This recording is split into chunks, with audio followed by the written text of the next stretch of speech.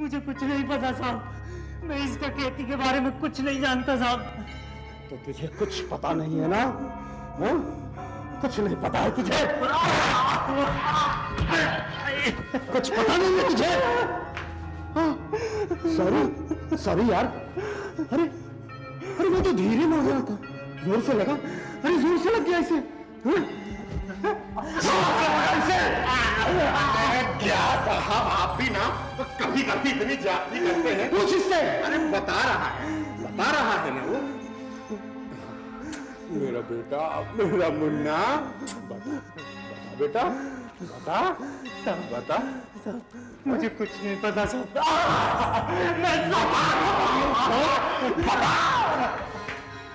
मैं सच बोल रहा हूँ, माँ की कसम, सच बोल रहा हूँ। तो तुझे कुछ पता नहीं है ना? हाँ? और हम सब जो है उल्लू के पट्टे हैं, तुझे यहाँ जबरदस्ती पकड़ कर ले आए हैं। हाँ? ये लाला है ना? ये लाला है ना? देख, तू सच सच सब कुछ बता दे, नहीं तो इसे मैं वहां से उठा कर यहाँ लाऊंगा। है ना साहब, हम हैं बिहारी। अब खुजलाना बिहार की बहुत पुरानी आदत है। अब देखिए ना, जब से पटना से उतरे हैं हम खुजला ही रहे हैं। तुम क्या सुन रहे हैं हमारी बात है? तुमसे बोले हम। अरे काहे सुन रहे हैं हमारी बात? बताइए। हम साहब से बात कर रहे हैं और ये सुन रहा है। अरे देखो, हम जिससे बात नहीं करना चाहे अगर वो सुनता है तो हमको बहुत गुस्सा आता है, समझे?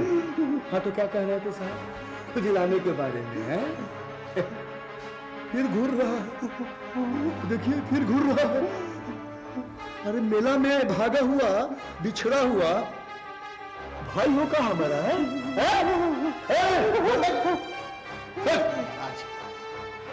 साहब कितना पसीना बहा लिए, लेकिन इस साला जो है कुछ बोलने वाला नहीं है। माँ कसम बाप कसम खाया जा रहा है, लेकिन डकैती का माल कहाँ है ये नहीं बता रहा है।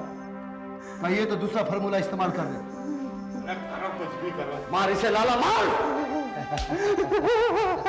मुझे कुछ नहीं पता। नहीं पता है? अरे नहीं पता है? हाँ ये पता है।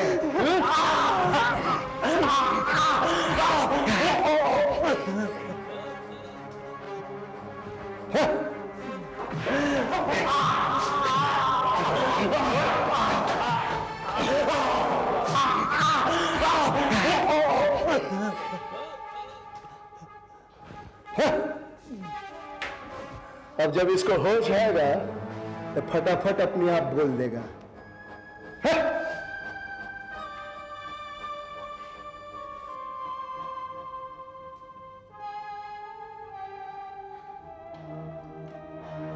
अब इससे होश नहीं आएगा साहब। अरे ये तो मर गया।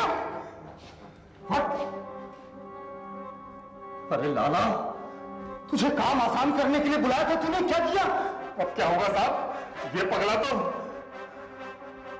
भैया इतना एक्साइटेड होने की जरूरत नहीं है। क्या साहब, अफसर होकर के घबराते हैं, दिन रात गुनाहे में डूबे रहते हैं और नहाते हैं। एक ठो गुनाह छुपा नहीं सकते हैं। सब ठीक हो जाएगा सर, सब ठीक हो जाएगा। तो इसीलिए तो हम कहते हैं कि मुल्क के हर एक सिपाही को हमसे ट्रेनिंग लेना चाहिए। है सिपाही, ले चलो लाश को। तो कहां ले जाओगे इसे? देवी को अर्पण करने और कहां? सर आप एकदम भोला है, एकदम भोला है। ऐसा कीजिए, हमको टेक ओवर कर लेने दीजिए। आप घबराइए मत, हम सब जुर्म को छुपा देंगे। सिपाही तो चलो।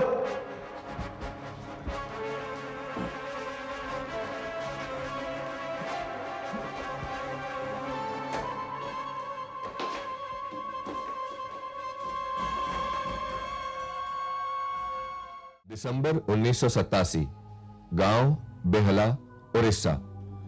22 वर्षीय शक्ति पटनायक का कसूर सिर्फ इतना था कि उसकी मिल में हुई डकैती के केस में वो पुलिस के शक के दायरे में आ गया था। पूछताछ के दौरान बिना सोचे समझे चलने वाले हाथों में से एक हाथ ने उसकी जान ले ली। कानून की रक्षा करने वाले ये हाथ कानून से खेलने के तमाम हथकंडे जानते थे।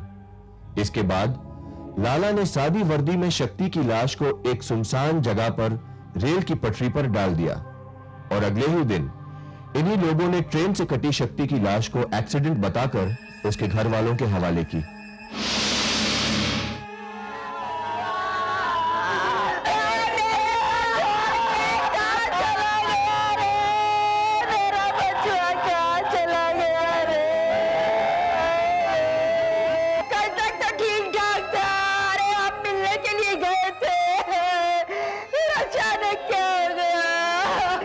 अचानक भागेगा तो मरेगा भी अचानक ही ना। ये देखिए हमारा घाव। अरे हम तो इसको बहुत बचाने की कोशिश किए पर ये माना ही नहीं। झूठ बोल रहे हैं आप लोगों ने मारा है इसे, पुलिस ने मारा है इसे। कसम अपने बेटे को रोटी खिला कर ही आए थे, बिल्कुल ठीक था वो। मेरा अचानक वो भागेगा क्यों?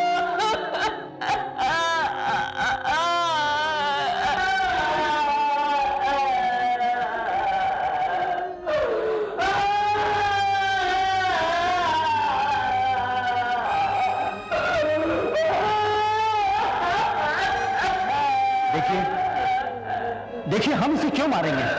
इसने वाकई भागने की कोशिश की थी। नहीं तू झूठ बोलता है। अरे तेरे आंखों में कुछ और है, जबान पे कुछ और है। तुम इन लोगों की वजह से हमारी शक्ति की जान गई है। चुप नहीं रहेगा, हमारा रह जाएगा।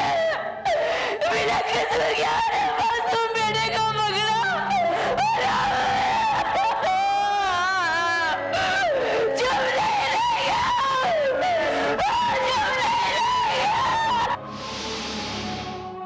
श्रीमती पटनायक को यकीन हो चला था कि उनका शक्ति पुलिस की मार से ही मरा है। उन्होंने अदालत जाने का फैसला किया और अपना केस लेकर पहुंची अदालत में।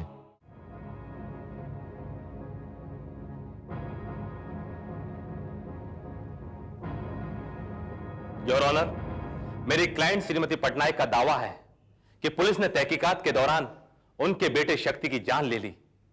मेरे पास बहुत से सबूत हैं जो मेरे क्लाइंट के दावे को सच साबित कर देंगे, लेकिन उस सब के पहले मैं श्रीमती पटनायक से कुछ सवाल पूछना चाहूंगा। Permission granted.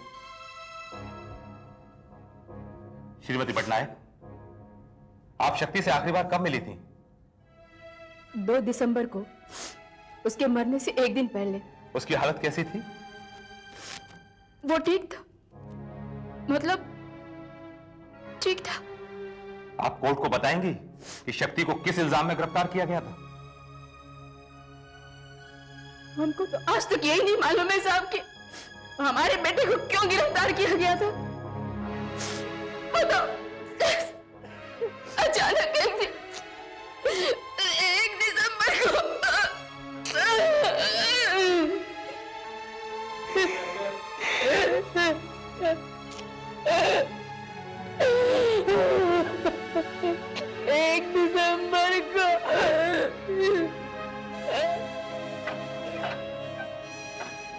दादी, ए दादी, जल्दी कर, रोटी बना दे, देर हो गई है बहुत। जब देखो घोड़े पे सवार है। दादी कुछ भी बना दे, बांट देना, वहीं खा लूंगा काम पे। अरे खा के जाना, घर से भूखा जाएगा क्या?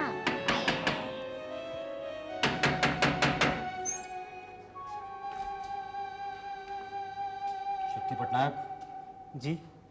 ओंकार मिल में मजदूरी करता है। जी हाँ।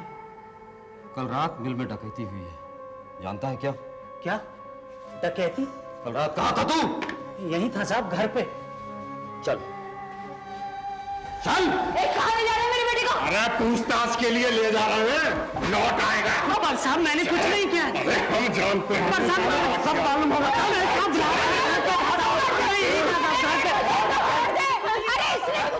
हम कुछ नहीं कर सके, क्या करते? पुलिस के आगे हमारी क्या चलती? फिर भी हमें लगा कि वो 1 आध दिन में छूट कर लौट आएगा। अगले दिन हम उससे मिलने भी गए तो वो बिल्कुल ठीक था। फिर अचानक 3 दिसंबर को पता चला कि उसकी मौत हो गई। योर ऑनर, जब 2 दिसंबर को शक्ति बिल्कुल ठीक था तो अगले ही दिन उसकी मौत कैसे हो गई? क्योंकि उसने जेल से भागने की कोशिश की और इस जेल से भागने की कोशिश में रेलवे ट्रैक्स पार करते वक्त उसका एक्सीडेंट हो गया और उसकी मौत हो गई।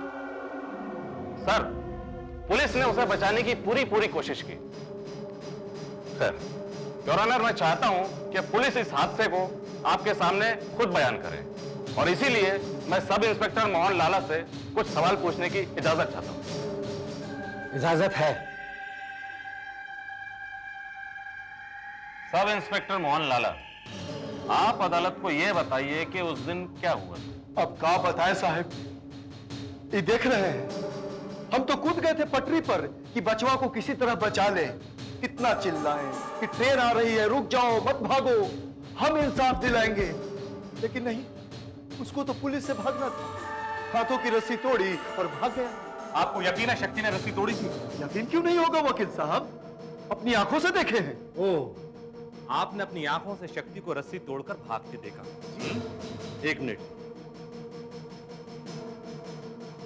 और ये वो रस्सी है? जी। आप झूठ बोलते हैं inspector. Your honour, forensic expert की रिपोर्ट ये कहती है कि रस्सी के ये दो टुकड़े आपस में मैच नहीं करते। यदि रस्सी बीच में से तोड़ी गई है तो इन दो टुकड़ों को आपस में मैच करना चाहिए। और दूसरी बात, पोस्टमार्टम की रिपोर्ट ये कहती है कि उसके शरीर पर बहुत से घाव ट्रेन एक्सीडेंट के पहले के, बहुत से ऐसे घाव जिनका उसकी मौत में बहुत बड़ा हाथ है, और ये मुमकिन है कि उसको मारकर रेलवे ट्रैक पर फेंका गया।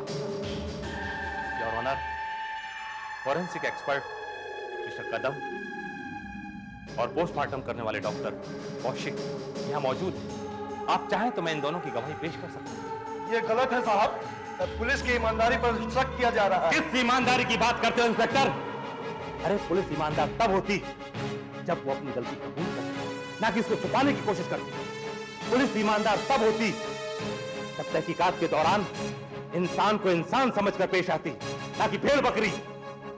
योर ऑनर, माना कि पुलिस को जुर्म कबूल करवाने के लिए कड़ा रुख अपनाना पड़ता है, पर इसका मतलब यह कतई नहीं कि हाथ आए मुजरिम को खिलौना समझकर खिलौनों की तरह खेला जाए, जैसा जी में आए उसको तोड़ा मरोड़ा जाए।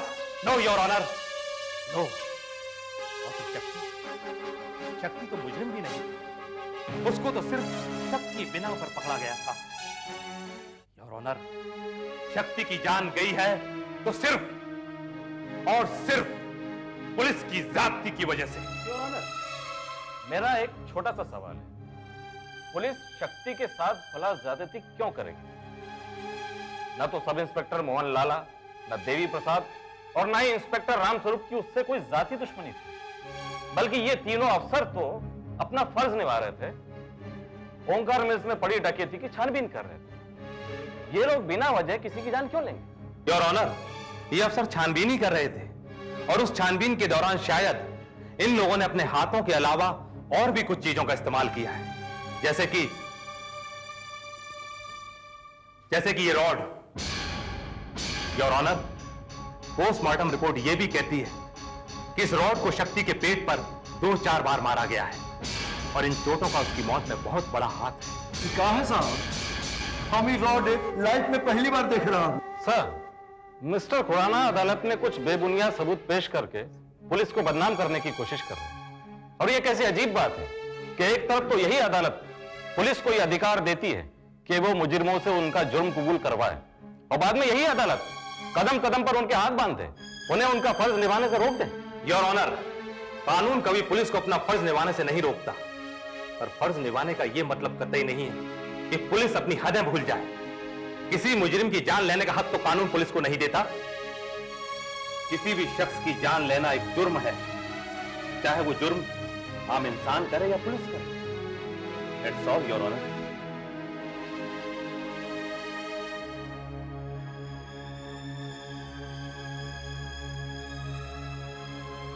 यह अदालत समझती है कि पुलिस ये बात साबित नहीं कर पाई। शक्ति पटनायक ने जेल से भागने की कोशिश की, और उस दौरान एक रेल एक्सीडेंट में उसकी जान चली गई। लिहाजा यह अदालत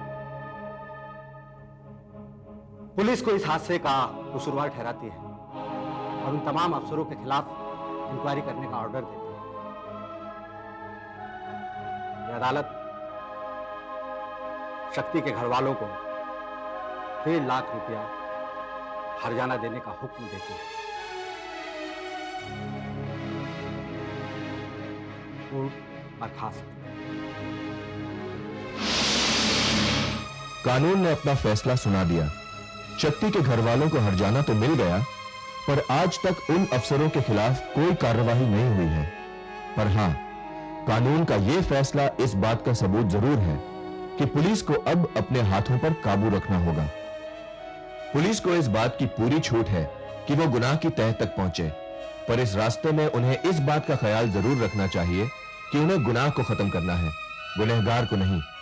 गुनहगार को सजा देना कानून का काम है, और कानून को अपने हाथों में लेने का हक किसी को नहीं है, पुलिस को भी नहीं।